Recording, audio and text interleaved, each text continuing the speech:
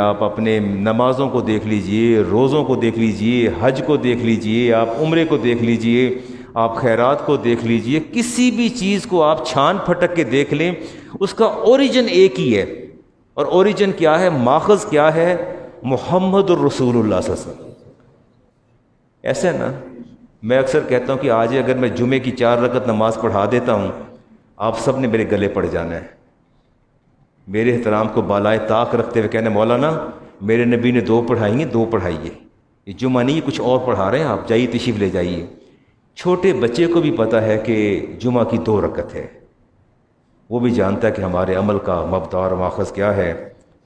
علامہ شبلی رحمۃ اللہ تعالیٰ علیہ، امام غزالی لکھتے ہیں کہ ان سے کسی نے پوچھا گیا کہ محبت کیا ہے، تو آپ نے کہا سمیت المحبت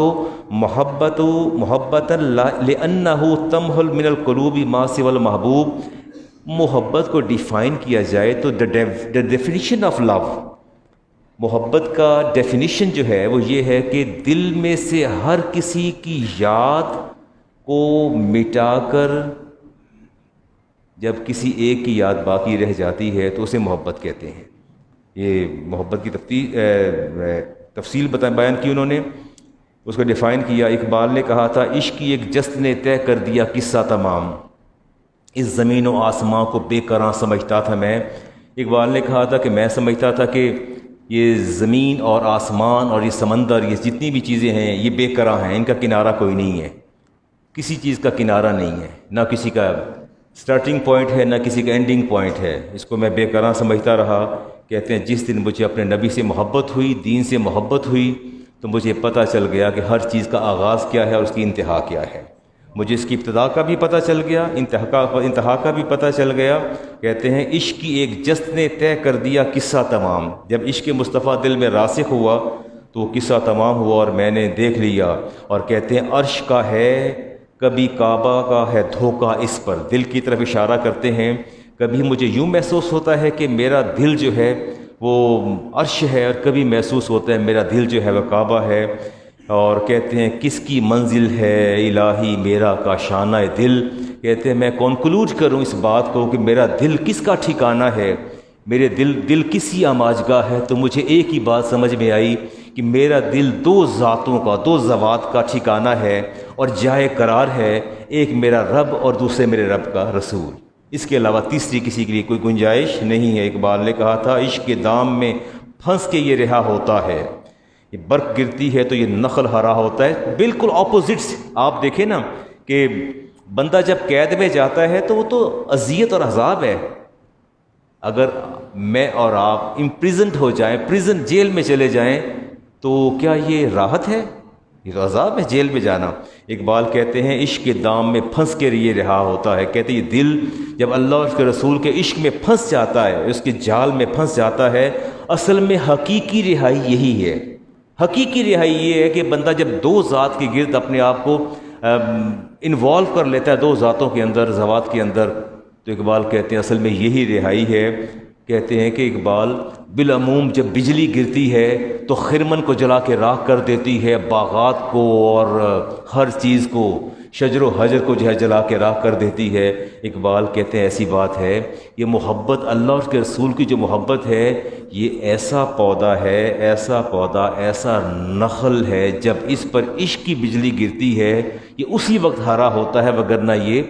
خشک اور ویران رہتا ہے۔ میں عروہ بن مسعود ایمان نہیں لائے تھے، فرماتے ہیں کہ جب مجھے ایز اے ایمبیسڈر بھیجا گیا مسلمانوں کی طرف کہ آپ جا کے پتہ کریں کہ مسلمانوں کے لشکر نے پڑاؤ ڈالا ہے اور کسی نے نبوت کا دعویٰ کیا ہے، تو وہ کہتے ہیں کہ میں وہاں گیا اور میں نے دیکھا، مجھے ایک عجیب منظر نظر آئی، ذات تودع قاتو یقتتلون علی وضوئہ، فرماتے ہیں جب میں نے عجیب منظر دیکھا، ایک ذات وضو کر رہی ہے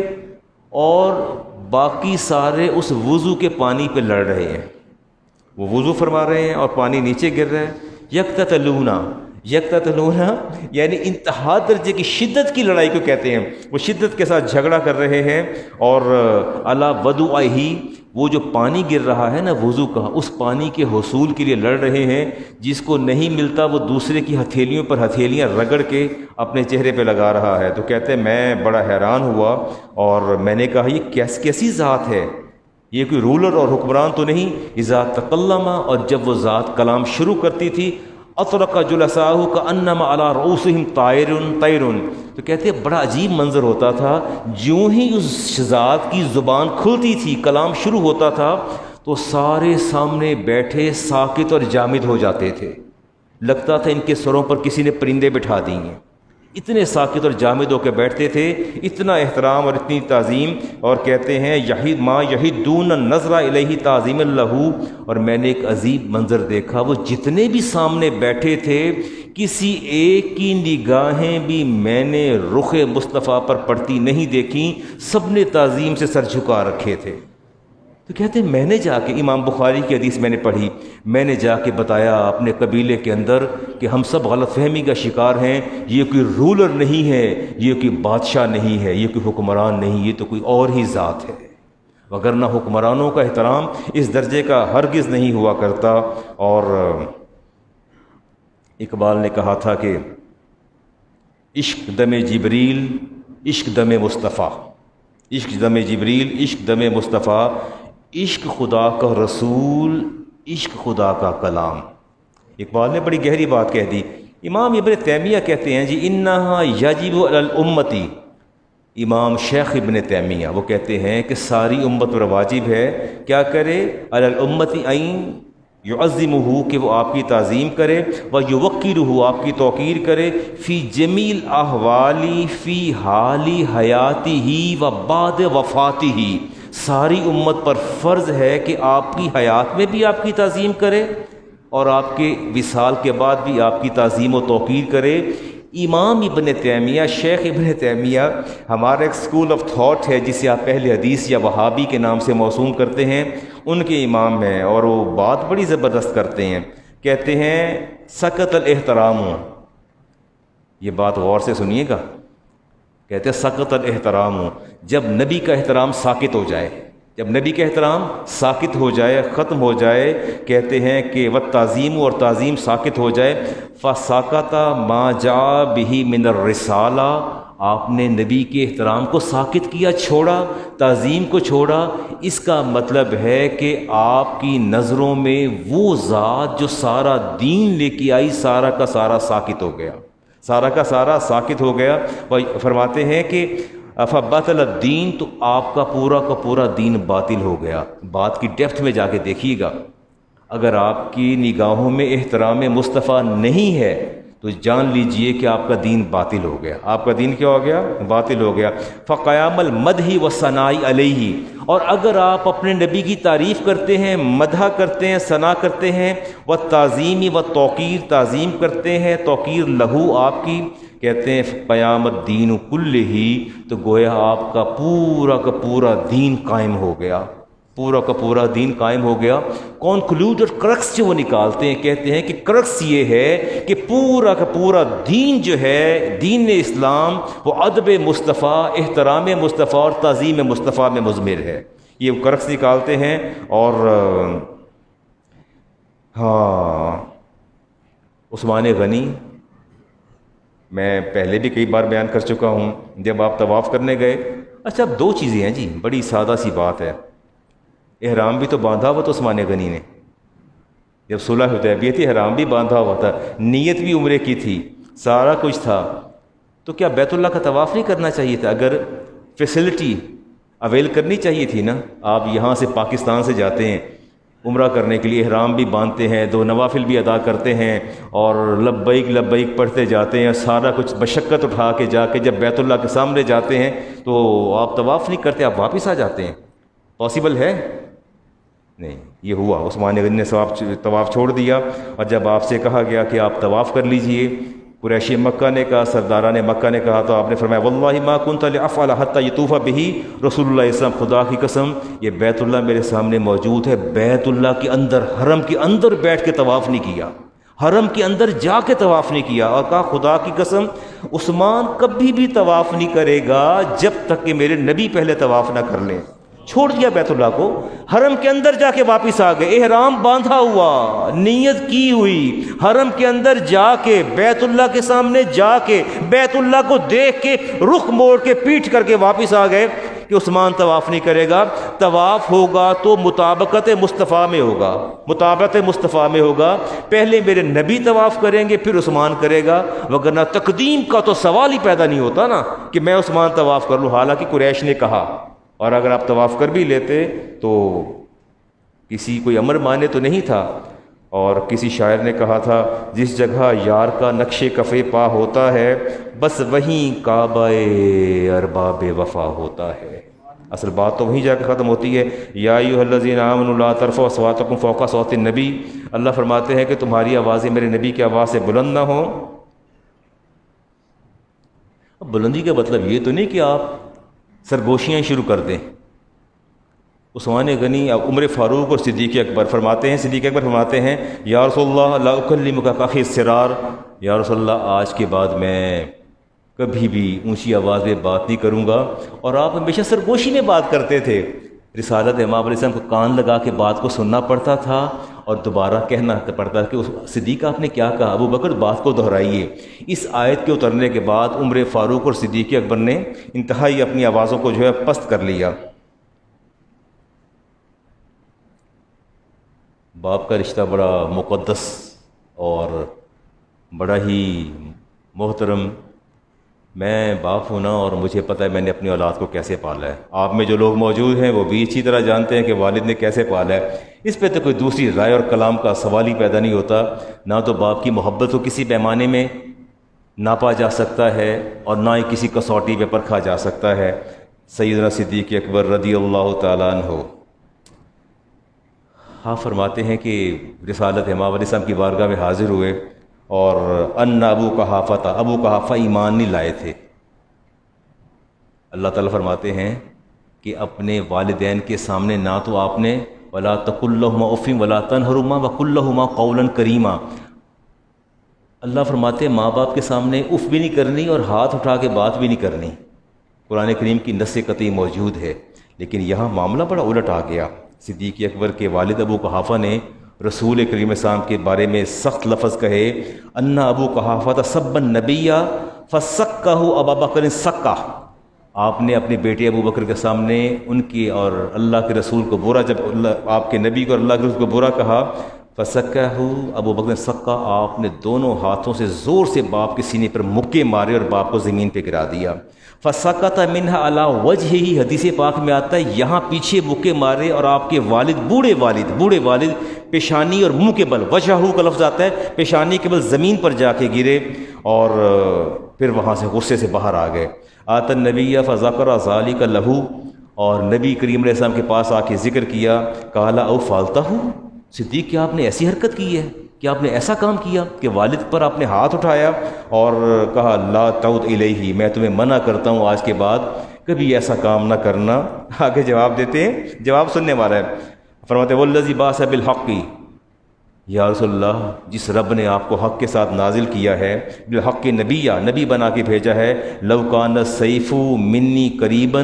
اگر میرے پاس تلوار میرے قریب ہوتی، لقتلتہ،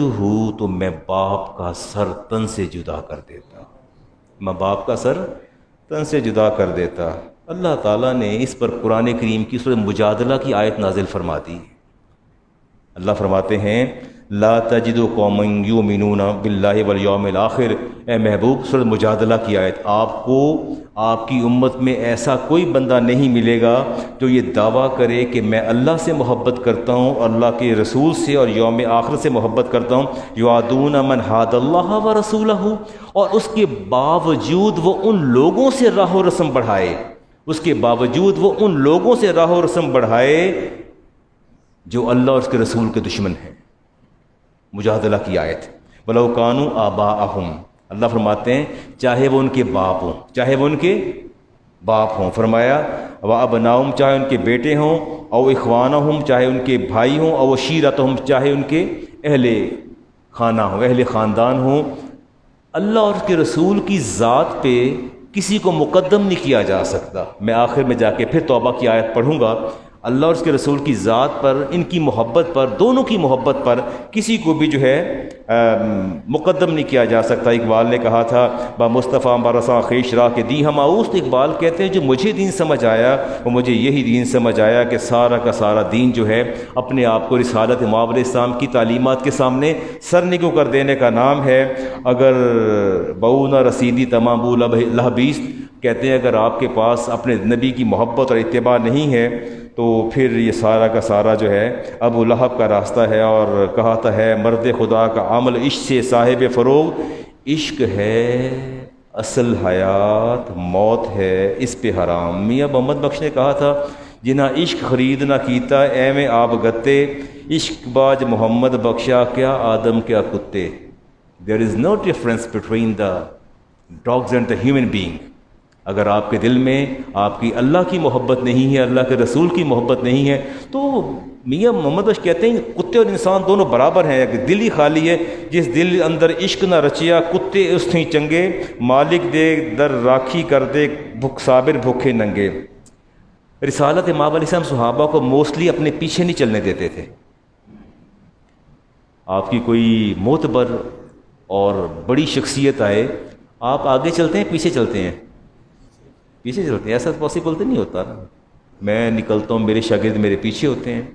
کہتے نہیں علامہ صاحب آ رہے ہیں، بڑے استاد جی آگے تشریف لے آئے، میرے پیچھے چلتے ہیں، آگے نہیں چلتے۔ تو احترام کا تقاضا تو یہی ہے نا کہ پیچھے چلا جائے، یا میکسیمم کسی نے راستہ اگر کلیئر کرنا ہے تو آگے چل پڑیں گے، ایسے ہی ہے نا، اس سے زیادہ تو نہیں ہے۔ یا کسی نے کوئی گائیڈ دینا ہے، گائیڈ ہے کوئی، تو وہ شاید آگے چل پڑے۔ یہ امام احمد بن حنبل کی روایت ہے، 15316 اس کا نمبر ہے۔ جابر بن عبداللہ اس حدیث کے راوی ہیں، فرماتے ہیں خارج رسول اللہ فقال لاصحابہ، آپ باہر نکلے تو آپ نے اپنے صحابہ سے فرمایا امشو امامی، فرمایا میرے آگے چلو، خلو ظہری للملائکتی، میری پشت خالی کر دو، میری پشت کے پیچھے فرشتے چلتے ہیں۔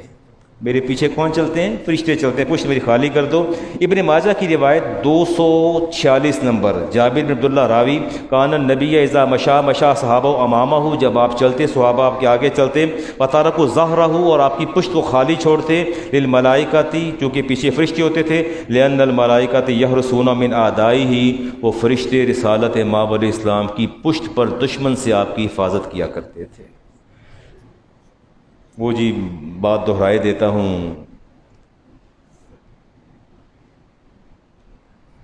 محبت کے لیے کوئی پیمانہ تو نہیں ہوتا، یہ تو ایک ایسی اللہ کی عطا ہے، اللہ تعالیٰ جس کو چاہے عطا کر دے، اس میں عمر کی بھی قید نہیں ہوتی۔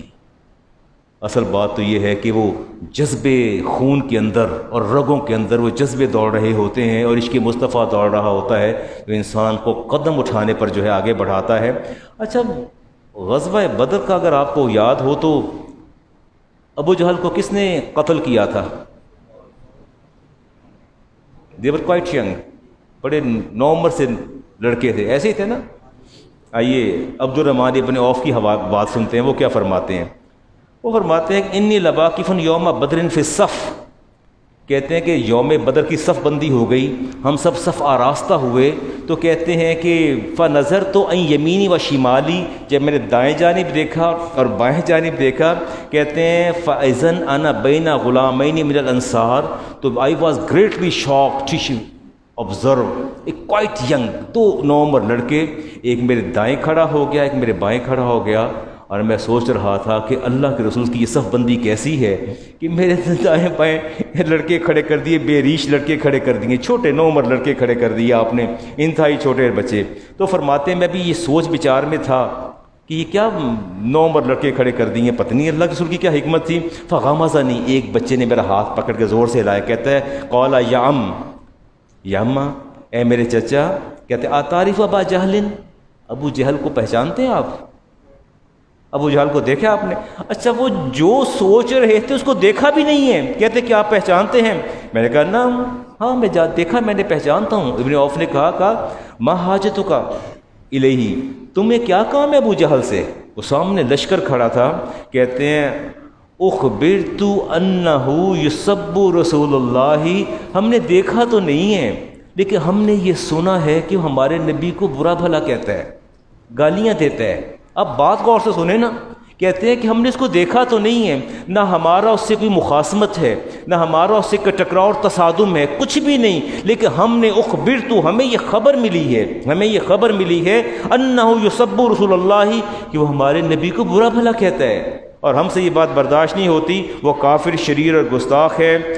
والذی نفسی بیدہ، آپ کہتے ہیں خدا کی قسم جس کے قبضے میں میری جان ہے، وہ بچے کہتے ہیں لئن رأیتہ،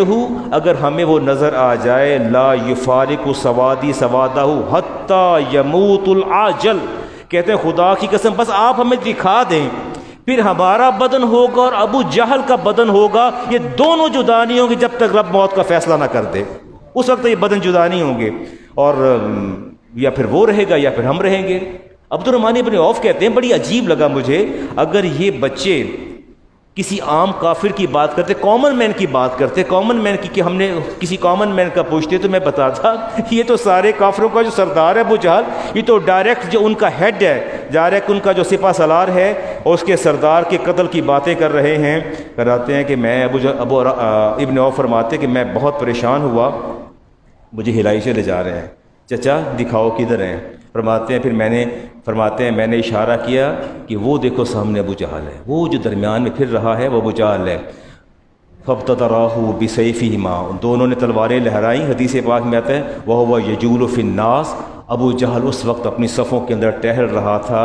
اور دونوں چیتے کی طرح جھپٹے، فضرباہ حتی قتلہ، دونوں جھپٹے، دونوں نے اس کا کام وہی تمام کر دیا۔ ثم انصرف الی النبی علیہ السلام، پھر رسالت امام علیہ السلام کے پاس واپس عریش کے اندر آئے، عریش جو آپ کا خیمہ تھا نا، اس خیمے کے اندر حاضر خدمت ہوئے، اور کہا کہ یا رسول اللہ ہم نے اس سردار کا سر تن سے جدا کر دیا، ہم نے اس کا خاتمہ کر دیا۔ ایکما قتلہ، تم دونوں میں سے کس نے قتل کیا ہے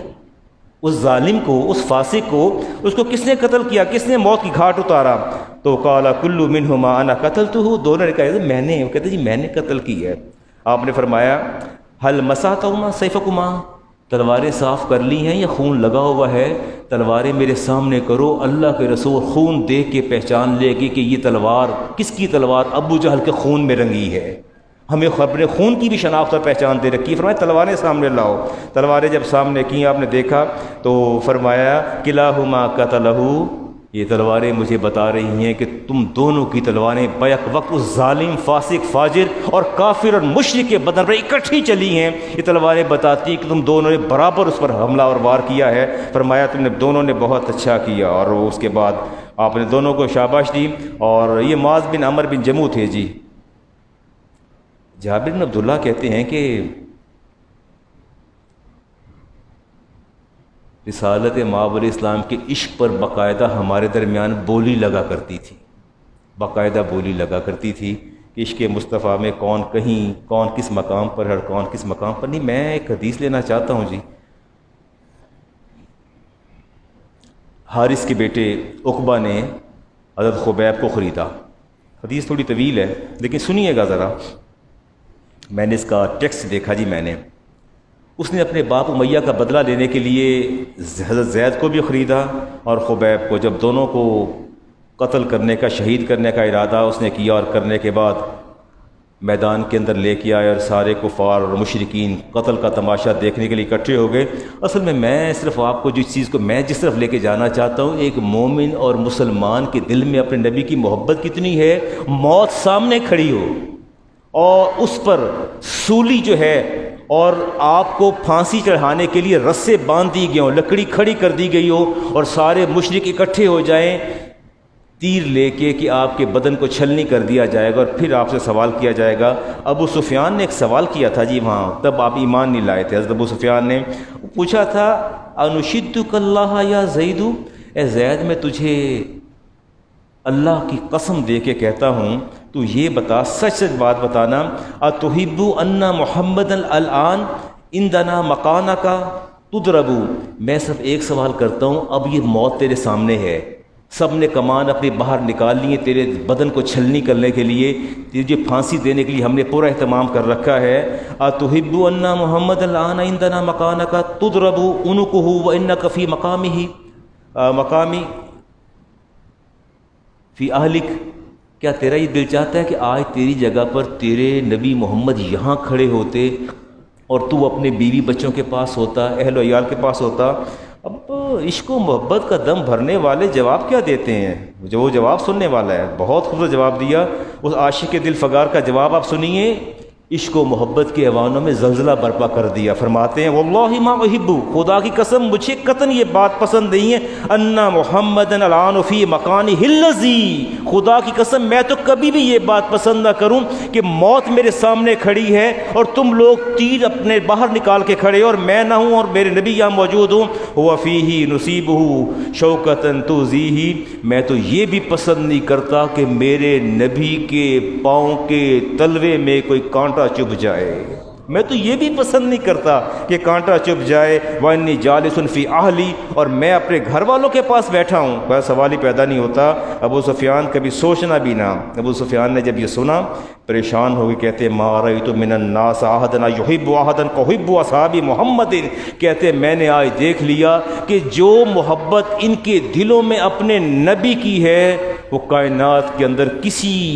سربراہ کے لیے، کسی حکمران کے لیے کسی کے دل میں اتنی محبت نہیں ہے۔ قدر حسن ہی و جمال ہی، یہ وہ لوگ ہیں جو اپنے نبی کے حسن پر بھی جان دینے والے ہیں اور اس کے جمال پر بھی جان دینے والے ہیں۔ عاشق صادق کا جواب سن کر اور اس کی عقل و فہم کو دیکھ کے لوگوں نے کہہ لگائے، بڑے ہنسے، بڑے خوش ہوئے، تیر اکٹھے کر لیے، آج جسد اطہر کو گھائل کر دیں گے اور اس کے بعد پھر ایسا خوف و ہراس پھیلے گا کہ شاید کوئی مسلمان اپنے نبی کے لیے قربانی دینے کے لیے تیار نہ ہو۔ اور اس کے بعد میں وہ کچھ کلمات ہیں جو کہے، حضرت زید نے کلمات کہے،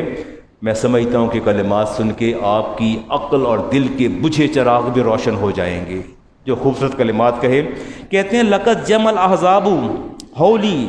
والبوا، کہتے ہیں کفار کے سارے گروہ میرے گرد جمع ہو گئے۔ اب یہ مخاطب ہے اللہ تعالیٰ سے، اللہ سے مخاطب، یا اللہ یہ سارے کفار کے گروہ میرے گرد جمع ہو گئے، اور قبائلہم واستجمعوا کل مجمعین، اور انہوں نے اپنے سارے قبیلے کے لوگوں کو اکٹھا کر لیا، مجھے تماشا بنا دیا۔ وقد جمعوا ابناءہم ونساءہم، یہ اپنے بیٹوں کو بھی ساتھ لے آئے، اپنی عورتوں کو بھی تماشا دکھانے ساتھ لے آئے ہیں کہ آؤ ہم تمہیں دکھائیں کہ غلام مصطفیٰ کا انجام ہم کیا کرتے ہیں۔ ان کو بھی لے کے آگے، سب کو لے کے آئے۔ وَقُرِّبْتُ مِنْ جَزْعٍ طَوِيلٍ مُمْنَعٍ، اور کہتے ہیں انہوں نے اپنی بیٹے عورتوں کو لا کے مجھے سولی چڑھانے کے لیے لکڑی کے تنے بھی انہوں نے گاڑ رکھے ہیں۔ اِلَى اللَّهِ عَشْكُ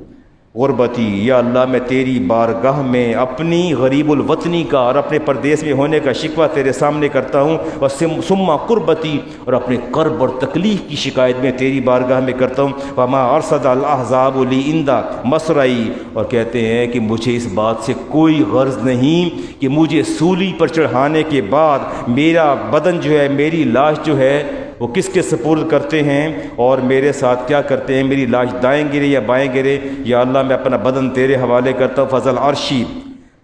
صبر نہیں ہے، اور اے عرش کے مالک میں تیری بارگاہ میں التجا کرتا ہوں، علامہ یراد بی، جو مجھے تکلیف دی جانے لگی ہے، دیے جانے جا رہے ہیں، یا اللہ مجھے صبر عطا کرنا۔ فقط بعداؤ لحمی وقد یاس مطمئی، کہتے ہیں یہ میرے گوشت کے ٹکڑے ٹکڑے بھی کر دے تو مجھے اس کی کوئی پرواہ نہیں ہے۔ وذالک ذات الالہ یشاء، کہتے ہیں یہ اللہ تعالیٰ کا کرم ہوگا مجھ پر، مہربانی ہوگی۔ یبارک علی اوصالی شلو ممزعین، اگر اللہ تعالیٰ میری لاش کے ٹکڑوں پر بھی اپنی رحمتوں کا نزول فرما دے تو میں سمجھوں گا یہ بھی میرے مالک کا بڑا کرم ہے۔ یہ حوصلہ آپ دیکھیں، موت کو سامنے دیکھ کے کہاں انسان کے ہوش رہتے ہیں، لیکن صحابی رسول کے آپ جذبے کو دیکھیں کہ جذبہ کیسا تھا۔ وَلَسْتُ أُبَالِي حِينَ أُقْتَلُ مُسْلِمًا، کہتے ہیں مجھے اس بات کی کوئی پرواہ نہیں ہے اگر مجھے مسلمان ہونے کی یہ سزا دی جا رہی ہے کہ مجھے قتل کر دیا جائے گا اسلام کے جرم میں، علی ای جنب کان فی اللہ مجزئی، تو کہتے ہیں مجھے کوئی پرواہ نہیں کہ میرے قتل کرنے کے بعد، پھانسی دینے کے بعد میری لاش کو کیا کرتے ہیں اور یہ میرا کس پہلو پر گروں گا، مجھے کوئی پرواہ نہیں۔ فلست بمبدع للعدو تخشعا، فرمایا میں دشمن یہ سمجھتا ہے کہ میں اس سے رحم کی بھیک مانگوں گا، سوال ہی پیدا نہیں تو ہو غلام مصطفیٰ اور موت سے ڈر جائے اور پھر رحم کی بھیک مانگے، کہتے ہیں سوال ہی پیدا نہیں ہوتا۔ ولا جزن انی اللہ معیا، اگر میں نے کوئی فریاد کرنی بھی ہوگی تو اپنے رب کی بارگاہ میں فریاد کروں گا۔ لمبی حدیث آتی ہے، حدیث پاک میں آتا ہے کئی دن آپ کا تیروں سے چھلنی بدن وہیں لٹکا رہا، سولی پر آپ لٹکے رہے، اس کے بعد رسالت امام علیہ السلام نے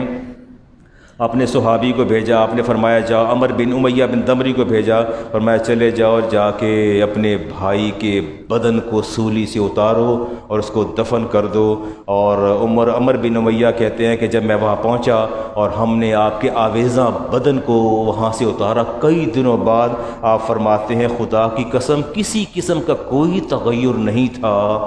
بدن انتہائی نرم اور خوشبودار تھا۔ سیدنا عمر فاروق رضی اللہ تعالیٰ عنہ آپ فرماتے ہیں کہ جب نابینا نے قتل کیا، جس باندی سے اس کے بچے تھے، 2 بچے تھے، وہ نبی کریم علیہ السلام کی بے ادبی اور گستاخی کیا کرتی تھی، تو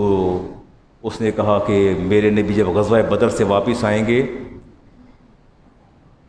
بیوی کے ساتھ اونچی آواز میں بات نہیں کی جا سکتی؟ کی جا سکتی؟ Is it possible? You can, may you speak loudly before your wife, your spouse? Never. آپ اپنی بیوی کے سامنے بلند آواز سے بات کر کے دیکھ لیں، اس نے 4 دن آپ کا اکاؤنٹ سیٹل رکھنا ہے، وہ 4 دن آپ کی طبیعت سیٹ کر دے گی، اس کے بعد آپ نے سچے دل سے توبہ کرنے، میں نے معاف کر دے، ہن تیرے کبھی اونچی نہیں بولاں گا۔ Yes, it is quite difficult, it is rather difficult to speak loudly before your spouse. بہت مشکل کام ہے۔ کہتے ہیں یہ میری جو بیوی ہے نا، اسے میں نے کئی دفعہ منع کیا کہ تم میرے نبی کے بارے میں کوئی ایسا سب سٹینڈرڈ بات نہ کیا کرو۔ کہا تو صبر کر لے، میرے نبی غزوہ پر تشریف لے گئے ہیں، اور صحابی بھی نابینا تھے، صحابی بھی نابینا تھے۔ عمیر بن ارز نام تھا آپ کا، اور انتظار کرتے رہے جب آپ غزوہ سے واپس تشریف لائے، تو پھر اس عورت نے ویسے کلمات کہے نبی کریم علیہ السلام کے بارے میں، اور آپ شوہر نے اٹھ کے، عمیر بن ارز نے اٹھ کے اپنی تلوار نکالی، ٹٹولتے بیوی کے پاس گئے، اس کے پیٹ پر جا کے ہاتھ رکھا اور خنجر اس کے سینے میں اتار دیا۔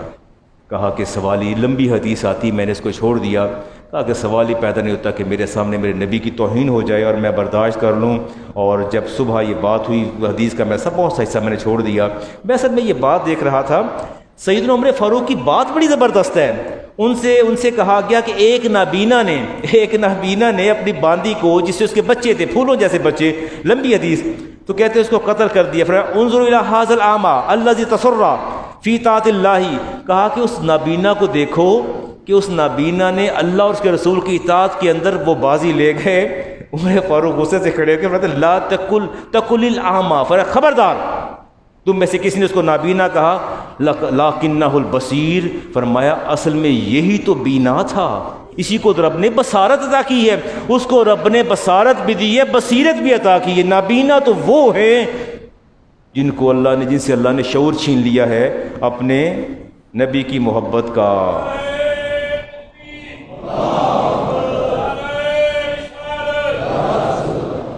اقبال نے کہا تھا زمانہ عقل کو سمجھا ہے مشعل راہ، زمانہ عقل کو سمجھا ہے مشعل راہ، کسی خبر کے جنوں بھی ہے صاحب ادراک۔ ہم عقل پر انحصار ہے، حکیم میری نواؤں کا راز کیا جانے، ورائے عقل بھی ہیں اہل جنوں کی تدبیریں، بے خطر کود پڑا آتش نمرود میں عشق، عقل محو تماشا ہے لب بام ابھی۔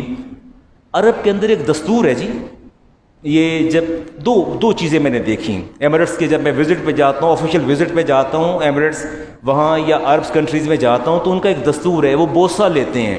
اور جب کسی کی بہت ہی تعظیم و توقیر کرتے ہیں تو اس کی داڑھی کو ہاتھ لگاتے ہیں اور اس کے سر کو بوسہ دیتے ہیں۔ یہ عرب کا دستور ہے، ایک رواج ہے۔ عروہ بن مسعود جب ایمان نہیں لائے تھے، میں امام بخاری کی حدیث آپ کے سامنے لے رہا ہوں جی، جب آپ ایمان نہیں لائے تھے تو رسالت امام علیہ السلام سے نیگوسیشن کے لیے جب آپ حاضر خدمت ہوئے تو ایک ضابطہ اور قاعدہ تھا کہ جب کوئی بہت ہی مقدس اور تعظیم و توقیر کے لائق ذات ہو، آگے بڑھ کے اس کی داڑھی کو ہاتھ لگایا جاتا ہے، اس کی انتہائی تعظیم و توقیر ہے، یہ ایک ان کا ضابطہ اور ان کا ایک قاعدہ ہے اور ان کا دستور ہے عرب کا۔ عروہ بن مسعود نے آگے بڑھ کے رسالت امام علیہ السلام کی ریش مبارک کو چھوا، اب انہوں نے تعظیماً چھوا تھا۔ مغیرہ بن شعبہ سامنے کھڑے تھے، انہیں تلوار نکال کے اس کو الٹی طرف سے دستہ زور سے ہاتھ میں مارا، فرمایا ہاتھ پیچھے کر، خبردار اس کو چھوا۔ دوبارہ پھر ہاتھ لگایا، پھر اس نے آپ ہاتھ دستہ مارا مغیرہ بن شعبہ نے، تیسری بار آپ نے فرمایا